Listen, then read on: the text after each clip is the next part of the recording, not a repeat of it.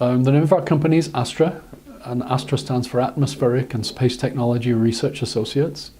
And the title gives you some idea of what we do. We're involved in space, and particularly we develop sensors to measure the environment in space, and particularly where the space station's flying.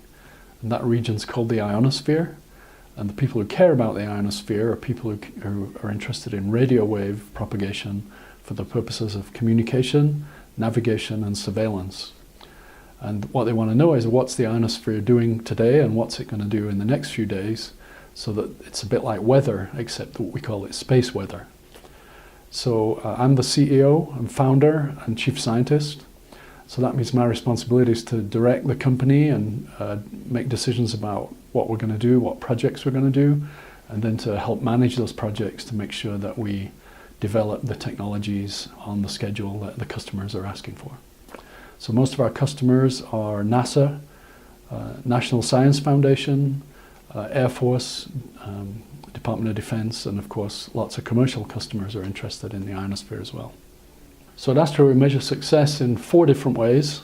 One is that we bring in enough contracts and work to pay the staff and keep them happy.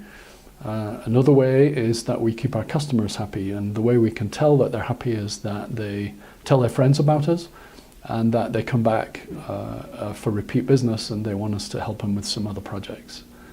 Another way that we measure success is helping people, particularly students.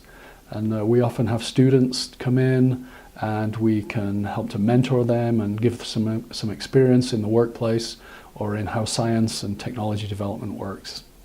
And we get a lot of satisfaction from that. And then the third way is to actually see the technology products in action.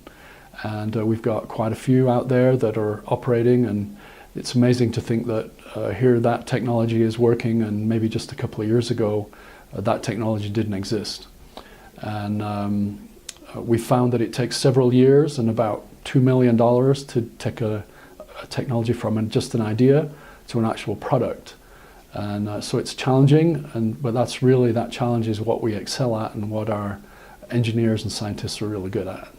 So you're asking me how our customers find us or how we get funded to develop this technology, and there's various ways. Sometimes our customers just call us and ask for help, and we've been able to help several people with their needs.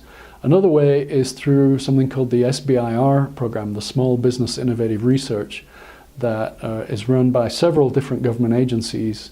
But those government agencies have needs, and they put out requests for proposal, explaining what those needs are, and we write proposals, we compete. It's very competitive. There are a lot of people that write proposals to these competitions.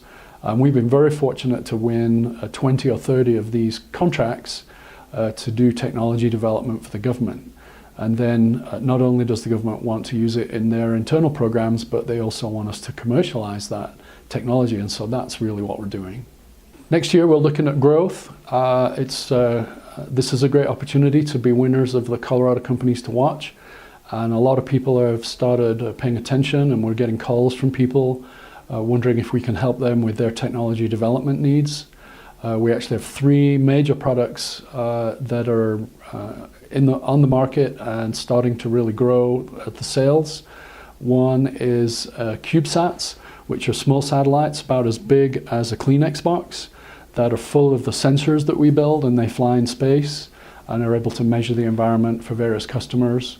Another one is a GPS receiver.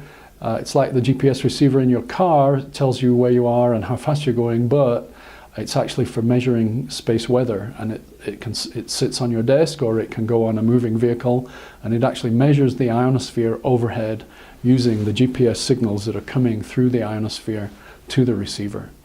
And then the third major product that's coming online is a Lidar system. A Lidar is a laser-based radar, and there are many applications for Lidar. One of them is for infrastructure mapping, many times from airplanes. But traditional Lidar is an infrared instrument, and it can't see through water. And our instrument can see through water. It's actually using green laser light. And there are existing LiDARs that can measure through the water, but the technology they use means that it's very coarse measurement, so they can only measure about 0.5 meter or 1 meter, And so they can generally see the bottom, but not in shallow water. And our LiDAR is revolutionary in that it can measure a 1 centimeter depth. And we're developing this with the University of Colorado in Boulder. And what that means is that 1 centimeter depth means you can measure very shallow water down to about a centimeter. But it also means that when you look through the water, you can see things, you can measure the bottom of the water, even in shallow water, but you can also see the infrastructure that's there, and you can see it with such detail that you can actually tell what the infrastructure is. You can look for blemishes like erosion of bridge pilings or what's going on under water in dams. And you can measure that with such accuracy that now you can start to do things you never could even dream of doing before. And we think that's probably a $20 billion industry that doesn't currently exist that we're starting to explore.